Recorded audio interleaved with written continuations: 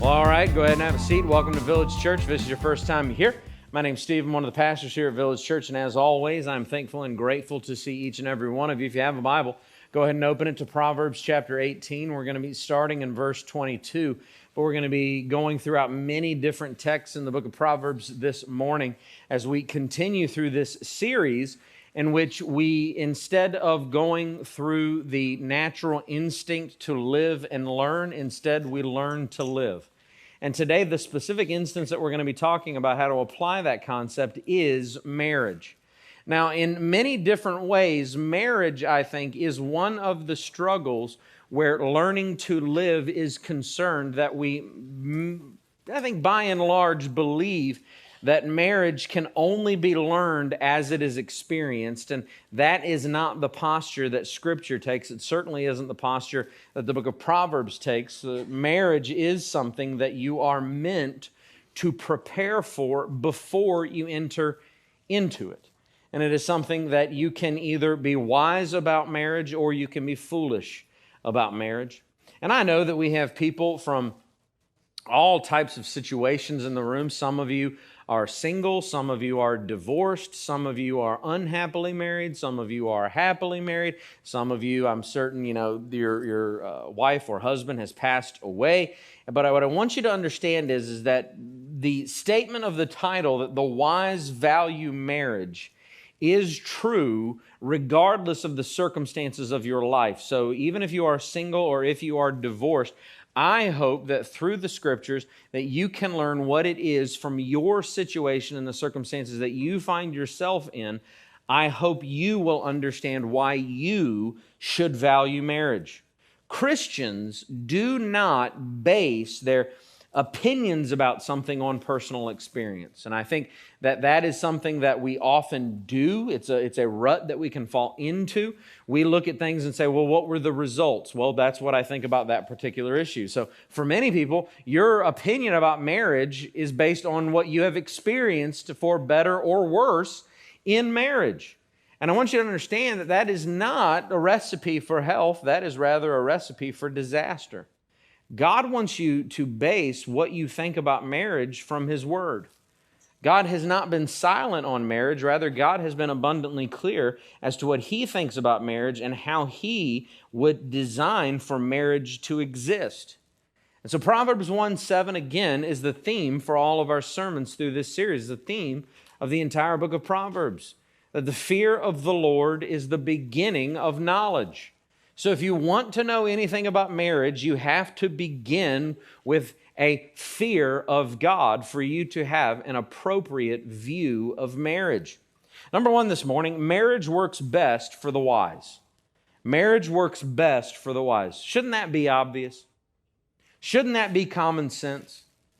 That if you are wise, you're going to have a better marriage than if you're a fool. And the reason that many of you are not experiencing great success in marriage, and the reason that many of you maybe didn't experience great success at a previous marriage, is even if you don't want to admit it, I'll just lay it on the table, because you're a fool. Here's the deal.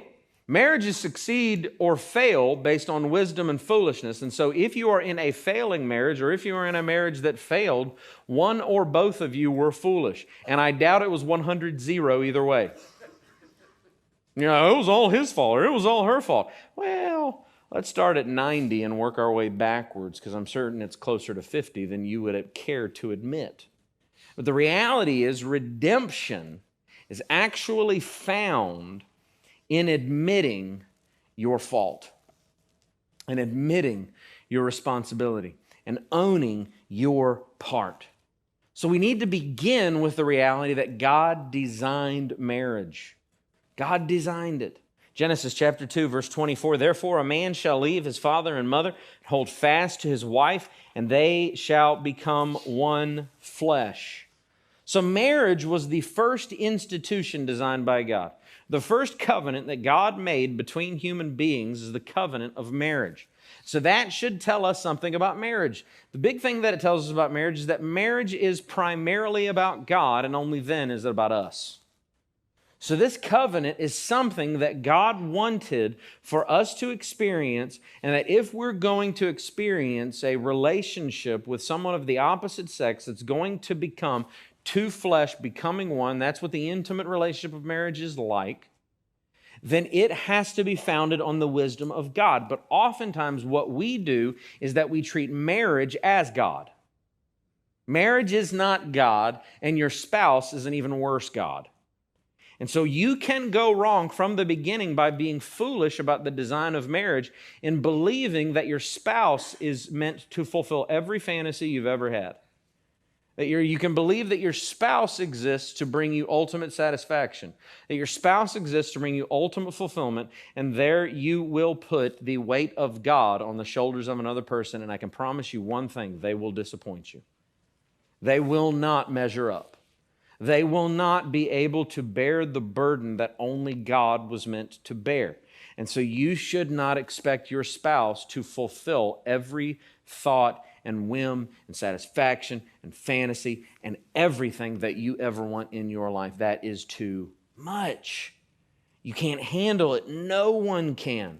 But we also have to be clear that the marriage relationship is the most significant relationship that you will ever experience, and that is by the design of God. There is no other relationship that will have the impact in your life that marriage has, and it should be treated as such. So if you enter into marriage with a view that this is equal to my relationship with my closest friends, that's foolish. It's not. It's more important than your relationship with your closest friends. It should be treated as more important than your relationship with your closest friends. And here's the deal. You're going to have a lot less time to spend and pour into your closest friends if you're doing marriage right. And you're probably going to lose a few of them anyway. Your relationship with your husband or wife is more important than your relationship with your parents. All right? And everyone that has a bad relationship with their in-laws said, amen. I mean, am I right? Let's be honest. All right, that's why there's a natural tension between in-laws and your spouse. It's a natural tension because there is always a temptation to go backwards because your relationship with your parents was the most significant relationship in your life. Past tense.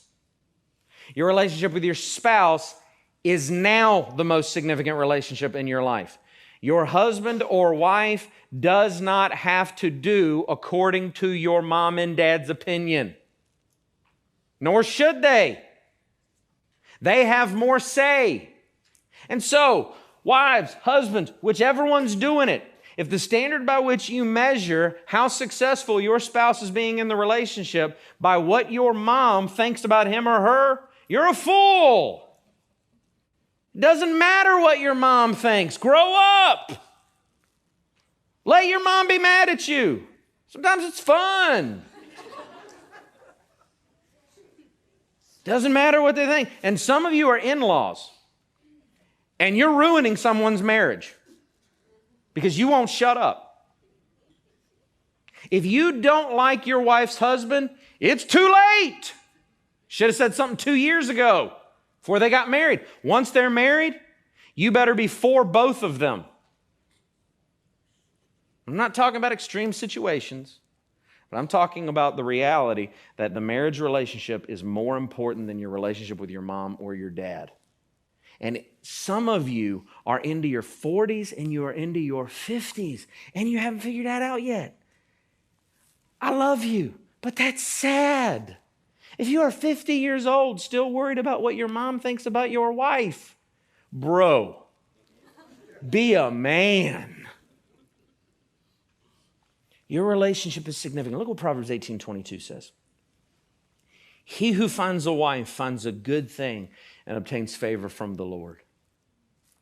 To which some of you just thought, it doesn't feel that way. Feels like I just found indigestion. Again, are you basing your opinion on marriage on what God has said or on what you have experienced? Because if you allow your experience, and it can be negative or positive, to be the defining element for how you view the institution, then you are not going to view it according to God's design. But I want to be honest. If you married a woman and she left and took half your money with her on the way out, I get it. That verse is hard. That verse is difficult. It doesn't feel like you obtained favor from the Lord. It feels like you obtained the biggest mistake of your life. And the same thing with a wife whose husband walks out the door and abandons her. Even more if he abandons her and the children. That feels terrible.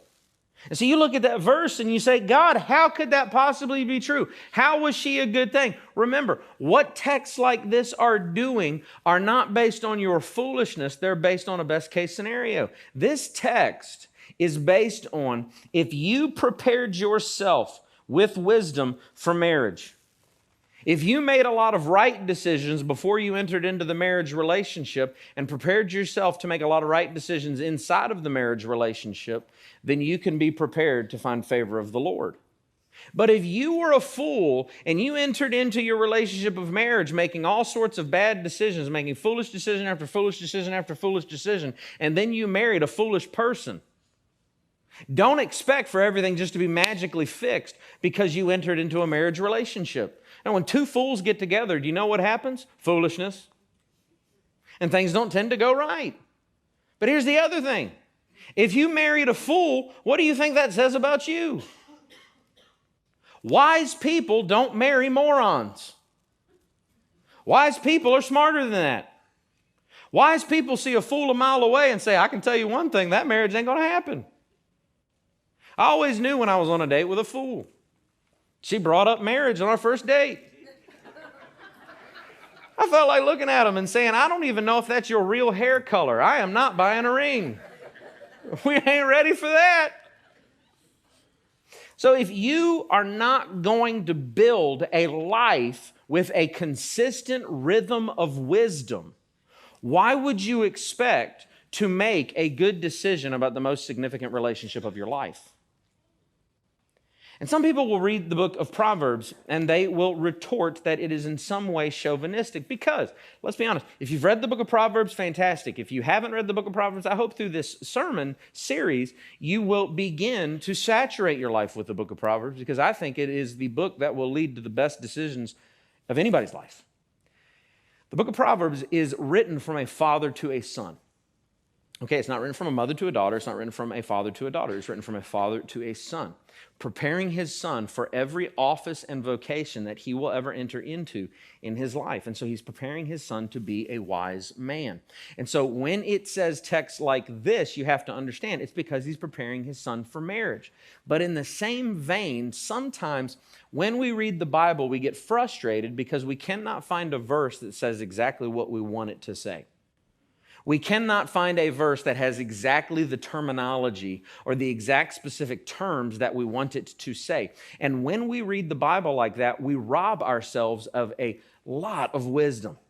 Because even though you will not find in the Proverbs, here's how to be a good husband or here's how to find a good husband, if you will read it in the context within which it is meant to be understood, you will understand that every verse of the book of Proverbs is meant to form a great husband. Everything about wisdom and foolishness in the book of Proverbs is Solomon preparing his son to be a good husband. So if you want to know what a good husband looks like, read the book of Proverbs because it's all about being a good husband. Because if he is preparing his son for every office and vocation that he will ever enter into, biblically speaking, you will understand that the office of husband is the most important vocation he will ever enter into. And so Solomon is wanting him to apply every ounce of wisdom that he pours onto him in the thought of, I need to be a good husband. But part of being a good husband is, guess what? Choosing a good wife. Good husbands choose good wives. Foolish husbands, guess what they choose? Foolish wives. Right? And so you have to read the book of Proverbs as it was meant to be read. Wisdom protects you from foolishness. Proverbs 2:16. Solomon has spent a chapter and a half telling his son, I want you to be wise. He says, why? So that you will be delivered from what? The forbidden woman, from the adulteress with her smooth words. Solomon is saying, if you will listen to me, if you will grow wise, this will protect you from marrying a woman with no virtue or wisdom. Foolishness, then, note the terms forbidden and adulteress. Foolishness leads to not valuing God's design. Therefore, they quickly pervert God's design for sex and marriage. Proverbs 6:24 goes further. Solomon writes to his son, he says, I want to preserve you from what? The evil woman, from the smooth tongue of the adulteress. Solomon is saying, if someone is a smooth talker the first time you meet them, look out. Look out. If someone comes to you and they know all the words to pique your interest. They know all the words to make you feel like the prettiest woman in the room or the best looking man in the room. And they are very forward with their speech about your physical attraction. Solomon is saying, the wise know, look out. But here's what we do. Oh, I think he's the one. Because he got you. Because you were foolish. Here's the deal. If the only reason somebody wants to get with you is because they think you are physically attractive, what do you think they're going to do when you stop being physically attractive? It's coming, and it's going to hit you like a train. He's going to go bald. She's going to lose her waistline. That's just the way it goes. Except for me. My wife says I'm a Clooney. She's a smooth talker. Wait a second. Solomon warned me about you. Friends, children need to be raised and taught wisdom so that they will know what really matters. Solomon is telling his son, I am raising you so that you will not enter into a relationship with an easy woman. I want you to marry a woman of integrity. I want you to marry a woman of virtue. Proverbs 6:24 begins with the statement, to preserve you. He's looking out for his son's best interest. That is his goal. If he does not marry a wise woman, there is danger ahead. Marriage will make you or it will break you. That's what Solomon is saying. This is what it looks like to value marriage. You put up barriers, procedures, and strategies to ensure that you do not enter into a relationship with a fool. Number 2 this morning, marriage requires preparation. Marriage requires preparation. Being the right person is more important than finding the right person. I want to say that again. Being the right person is more important than finding the right person. Now, Proverbs 18:22, let's be sure. It uses the term finds. Often people are looking for a spouse, but you are looking without taking into account your substance. Now think about it this way. And I want to talk to the single people in here, whether you've been single for your whole life, whether you are newly single, whether you're a divorced person. I want to help you build from here an ethic for how you can protect yourself from marrying a fool. Because I'll tell you the truth. No matter how discouraged you are, it is better to be single than it is to enter into an unhealthy marriage that's going to fail. And you can prevent that. I believe that you can prevent that. So worst case scenario, you avoid divorce. Best case scenario, you find the love of your life because you're so wise. Did you know that finding a wise person is more about you being wise than it is about them being wise? Because wisdom aids you in not accepting a loser. And that is what literally Solomon is protecting his child from. You may not want to think that, but when your son or daughter brings them home, that's what you're going to be thinking. What a loser. You got to go. All right? Now, Proverbs 18:22 says we are to find, but here's the deal. Have you ever considered that finding begins with becoming? How are you going to know what you are supposed to find if you are not that person? So if you are not wise, how are you going to find a wise person? If you are not the person somebody would say is Mr. or Mrs. Right, then how are you going to find Mr. or Mrs. Right? Or maybe when you do, they're going to think you're a fool. And so you need to spend time preparing. If you are not focused primarily on who you are becoming, you cannot hope to have the right tools to be able to recognize goodness in another person. So if you then fall in love with a fool, you need to take stock in what that says about you. Most of us are more focused in what that says about the other person than we are focused on what does that say about me. If I go into a relationship with a fool after fool after fool after fool, after a while, shouldn't I be asking myself what that says about me? If I only enter into a relationship with losers, if I only enter into relationships with people that aren't that smart, if I only enter into relationships with failures, if I only enter into relationships with people that have no wisdom, what does that say about me? Well, guess what? It begins to say that you have no wisdom. It begins to mark you as a fool. Growing in wisdom prevents future failure. Did you know that? Proverbs 20, verses 6 and 7 says this about personal growth. Many a man proclaims his own steadfast love, but a faithful man who can find? And all the single ladies said, yep. The righteous who walks in his integrity, blessed are his children after him. Now there's two proclamations and one promise there. Now the question you have to ask when you're looking at this verse is, are you focused on becoming a better, wiser person? Or is your focus always on what the other person has to be? It is easy to set up standards for others. I've found that in my life, and I found that to be so true in the lives of other people. I have a really easy time setting goals for other people. It's really easy for me to say, you know what you should expect of yourself? It's really easy for me to say, this is what you need to be like. It's really easy for me to hold someone else accountable. It's really easy for me to make a list of non-negotiables for what the other person has to look like. But what is extremely difficult is for me to look in the mirror and admit where I need to grow. It is really difficult for me to mark out what I need to become. And if you spend more time focused on what Mr. Right or Mrs. Right needs to look like and no time on how am I preparing myself to be ready when I find that person, then the day will never come where you do.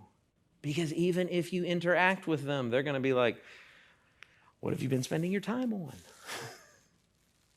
Not becoming wise.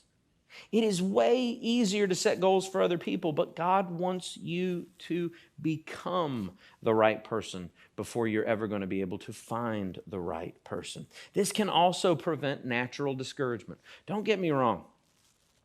For many people, you thought marriage was going to come 5 years ago. And that's discouraging. Let's not pretend that it's like, oh no, you're in the best years of your life. No, it's probably not very much fun. I want to admit that with you. I want to admit that that's probably naturally discouraging. Or some of you are in a situation where you're 35 or 40 and you're single, even though you used to be married because of a divorce, and you didn't think you were ever going to find yourself in this position. But I want you to, from where you are, understand that if your focus will be on entering into environments of personal discipleship, if your focus will be on becoming the person that God has designed for you to be, you will have your hands full. You will be busier than you ever thought you would be, and you will run out of time to focus on your discouragement because of who you are becoming where wisdom is concerned. He makes two proclamations. He says, faithful man, and he says, walks in his integrity. Here's the deal. You cannot, over coffee with someone, find out how faithful they are.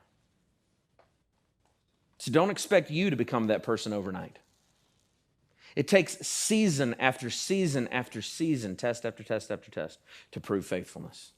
Don't enter quickly into a committed relationship with a person if you haven't spent any time viewing them over a period of seasons to see what type of person they actually are. Walks in his integrity. Do you know it takes time to build integrity? But here's the promise. Blessed are his children after him. So if you will invest in becoming the person that God has designed for you to be and growing in wisdom so that you can find what wisdom really should look like in another person, God says, now I don't know specifically how this is going to work out in each and every life, because I think promises like this are more about the idea than they are the specifics. But God promises that you will leave a legacy of greatness. That's what blessed are his children after him look like. Because if you leave a legacy of wise children, man, there's no greater blessing than that. I can tell you that as a father. There's no greater blessing than having wise children. But if you will follow after God to become a wise person from a state of singleness and beyond, then God says you'll leave a legacy of greatness. And isn't that what everyone wants? Don't you want to ensure you will leave that legacy? You will have a full life, no matter what road God specifically has designed for you to walk on. He will give you a legacy of greatness. Look at Proverbs 19, 13 through 14. A foolish son is ruin to his father, and a wife's quarreling is a continual dripping of rain. Verse 14. We'll have more of that kind of stuff later. House and wealth are inherited from fathers, but a prudent wife is from the Lord. No one can give you a good marriage. You have to work for it. You have to prepare for it. He says a few key points in these two passages, but he builds from a place of wisdom to marriage in both of those verses. First, the focus of legacy. A foolish son is a ruin to his father. Note that the focus of that text is obviously on character above all. If you are not wise, you will not leave a good legacy behind you, and your father won't be proud of you. That displays the type of marriage that a person will have. He then points out being quarrelsome. Don't be a nag. Don't do it. Solomon literally notes that being annoying can ruin a marriage. Now, I want to give you a test. Are you annoying? Now, hold on. If you paused after I asked that question and said, am I? Yes. Yes, you are. If you have to think even for a moment as to whether or not you are annoying or not, the survey says you are. You know what the answer is? Stop it. Stop being annoying. It is going to ruin your marriage. You will not have a healthy marriage if you are an annoying person. Prepare to not be annoying. That's how you prepare for marriage. You can do it. Now, what if you're already in marriage and you say, Steve, what do I do? He's annoying. She's annoying. How do I stop it? I want to give you some examples. If that honey-do list is 50 to 100 things long, and you constantly go to your husband and say, have you? Have you done this? Have you done that? Have you done this? Have you done that? Are you finished with this yet? Oh, I see that hole's still there. Oh, I see this hasn't been done yet. Oh, you haven't thrown that away yet? Stop it! There's going to come a day you're going to look out the window in the backyard. There's your husband standing there, blank look on his face, looking at the sky. You broke him. He is out there saying, oh God, I don't even know where to start. She wants so much, I don't even know what the first thing is. Kill me. You've annoyed him to a nervous breakdown. Let's not just talk about annoying wives, because some of you guys, you're pretty annoying. But I've learned that women and men can be annoying in different ways. For husbands, he talks about the continual dripping of rain. It's because it's words. Husbands, we just don't want to hear it. But wives, I've learned. I've been paying attention. There's going to come a day where she's carrying that clothes basket. It's full. And whatever religiously committed sports season it is for you, where 17 hours on Saturday, you watch whatever sport it is, she walks by and she's carrying that clothes basket. It's all about breathing pattern, boys. She carries that clothes basket, and she walks by and cuts that eye sideways. And she just keeps walking. That means you're annoying her. That means she wants you to get off your rump and help her do something around the house. And now, it might not be a clothes basket. It might be a vacuum cleaner. It might be a dust buster. It might be just one of the random household appliances that you bought her for her birthday over the years, which, by the way, she didn't want them for her birthday. She wanted something else, so that's where you started being annoying, and then your absolute refusal to help her is how you furthered that annoyance. Stop being annoying. It is literally a choice that you make. You can choose today, I will break the cycle of my annoyance. But his point in verse 14 is what is the optimal one to realize. You can give someone a house. A father can leave a house to his son or his daughter. You can leave someone money. But a good marriage isn't inherited. And you need to realize that. It takes effort. It takes work. Your parents can, through wisdom, lay the groundwork to prepare you for marriage, but you have to willfully choose to be prepared. You have to willfully choose to work at it. I have to willfully choose to study and understand my wife. She has to willfully choose to study and understand me. I have to know what the different looks on her face mean. And it can be difficult. I have two looks, blank and angry. It's literally what's going on all the time, either nothing or everything, all right? Those are the two speeds of Steve, all right? My wife, it's like an encyclopedia. I have to know what those eyes mean, and guess what? 15 years, I'm getting pretty good at it.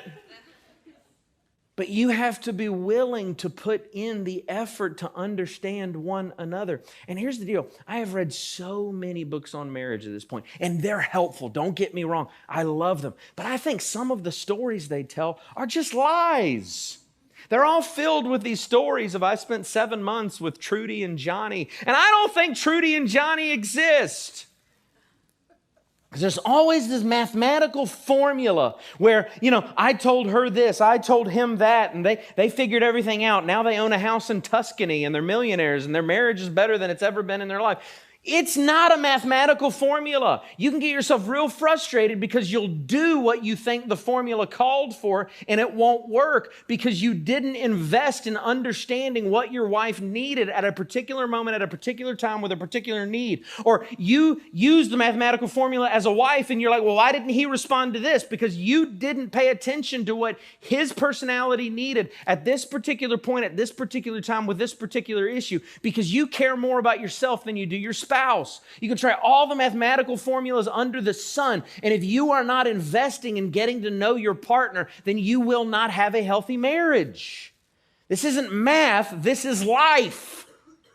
And you need to invest in it as wisely as you possibly can. But note what he says, prudence. A prudent wife is from the Lord. If you remember in week 1, we said prudence means shrewdness. And shrewdness is the ability for the non-obvious to become obvious. See, by God's grace, I should understand my wife more than anyone else on this earth. I should be shrewd about her, and vice versa. She should be shrewd about me. She should be shrewd that no matter what's going on in my life, McDonald's will fix it. I'm a pretty simple man. She could bankrupt me, and if she followed it with a double quarter pounder, I'd be like, well, I guess we could fix it.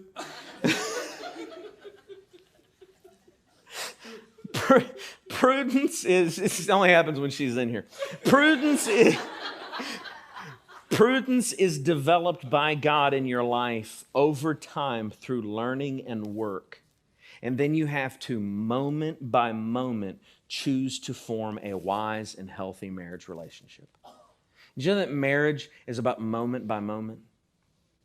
It doesn't matter what you did 5 years ago. You say, I did so much 5 years ago. Why isn't that enough? Because marriage lasts a lifetime, friend. Moment by moment investment over the long haul creates a healthy marriage. You have to continually invest. Number 3 this morning, marriage should make your life better. Marriage should make your life better. Is that the vision you have for marriage? Should be, because that's how God treats marriage in Scripture. That's how the Proverbs treat marriage. And because of that, marriage should be treated as an honor. It's the greatest honor I've ever had, being married. What an honor. Proverbs 31:10 says, an excellent wife who can find? She is more precious than jewels. You see, marriage should be treated with honor. For the husband, Proverbs 31:10 notes that finding a wife of excellence is more precious than jewels. Now, again, I want you to understand that given the context, I think that you could insert the word husband there for you ladies.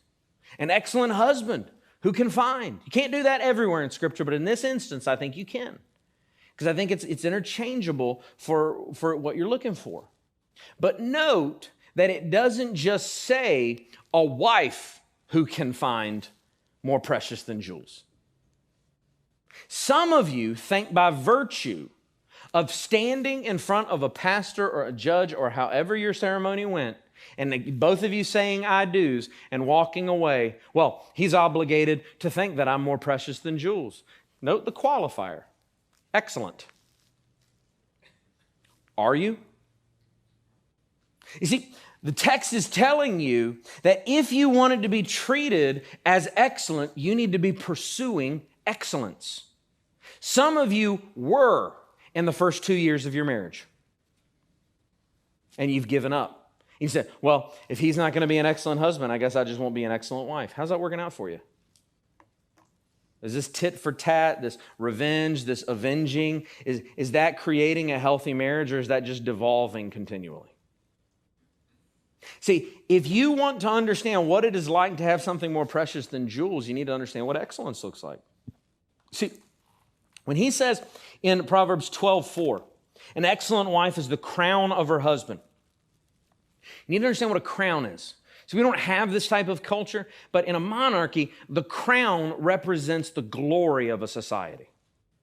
A crown represents the most honorable thing that that society has. And so what he's saying is that if you're an excellent wife, you are the glory of your husband. You are the thing that he treasures the most. You are the thing that he points to and says, look at how good my life is. Look at the blessing that God brought into my wife. Are you an excellent husband?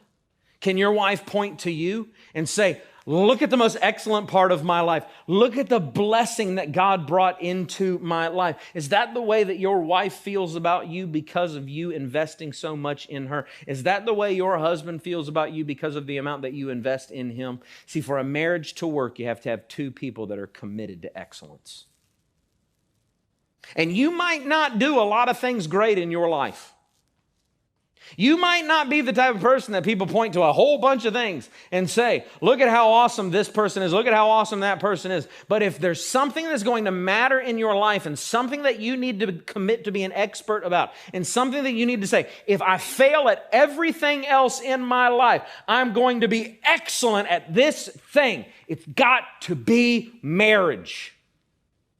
Because your marriage defines you in this life. It is the most significant thing about you, but it's not going to happen by accident. You have to prepare for it. You have to work towards it. The sad reality is that many treat marriage with contempt.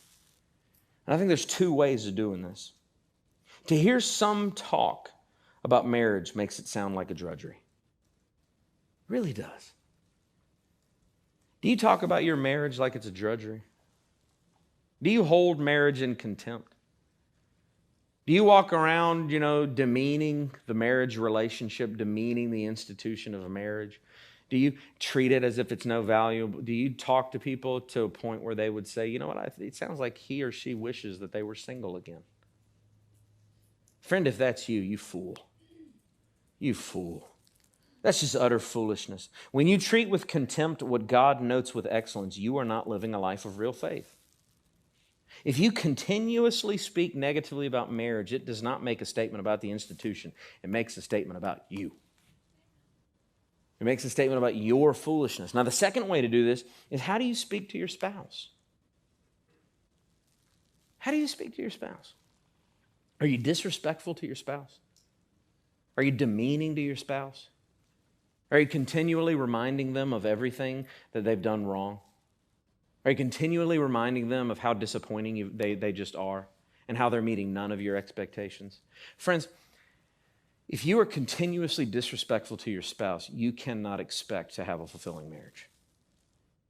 Husbands, if you are continually disrespectful to your wife, if you're continually demeaning to your wife, if you're continually mean and rude to your wife, you can look in the mirror and say how awesome your body still is, but if she won't touch you, you need to know why. Wives, if you're continually disrespectful to your husband, if you're continually demeaning to him, don't wonder, why hasn't he taken me on a date night in 6 months? Because you've belittled him to the point where he doesn't even want to eat a meal with you. Why are you investing negativity and expecting a positive outcome? Why? You both share responsibility. You made an oath to God and to one another. Now here's the deal. You need to be a source of positive self-esteem for your spouse. They should be more confident about themselves because of you, not less confident about themselves.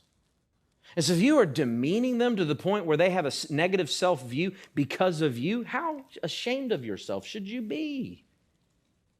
They should think better about themselves because of you, not worse about themselves because of you. Friends, marriage is a choice that you have to make, and choices determine outcomes. So if you're choosing not to be a good spouse, you should not expect to have a good other spouse. Own your responsibility. Proverbs 21:9. I can't help but laugh at this verse. Proverbs 21:9 says this: "It is better to live in a corner of a housetop than a house shared with a quarrelsome wife." Now, I laugh at it because every time I read it, I get this picture of this broken down old man up on his roof, setting up a tent, just looking to heaven saying, God, I just got to get away. I just can't take it. I'd rather sleep up here than with that woman. And I can't help but get this picture. But then it gets worse in verse 19. He says, it is better to live in a desert land than with a quarrelsome and fretful woman. So now we got a picture of this broken man entering into the Sahara Desert saying, I don't even need water. I got to get out of here. Again, it's not just about the woman. It could also be about the man. But friend, are you bringing joy into your spouse's life, or are you the greatest source of tension that exists in their life? Inside of marriage, if that's happening to you and you're realizing right here, you know what? I'm not acting with wisdom towards my spouse. Stop. Turn around. Go the other way. If you're in here and you're single, there's a wealth of understanding how to order your steps so that you won't become a quarrelsome or fretful spouse. My prayer is that I am a source of joy for my wife. And my prayer is that she will continue to be a source of joy for my life. But friends, if you've begun to believe the lie that you are condemned to always have an unhappy marriage, I want you to understand that the choice is yours. Choose today if you need to change everything. Every Sunday we reflect on communion. It all starts right here with the gospel of Jesus Christ. This is the fear of the Lord on display. It's the beginning of knowledge. The bread represents the broken body of Christ. The cup represents his shed blood. Now, I want to be clear that when we eat and when we drink, we proclaim to everyone in this room that we are followers of Jesus. So only do this if you are a follower of Jesus.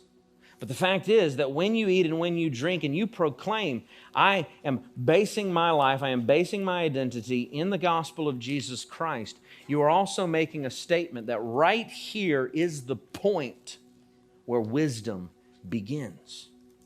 And so when you eat and when you drink, I also want you to commit from where I am right now. Yesterday's gone. From where I am right now, I will build a life of wisdom. When you're ready, come.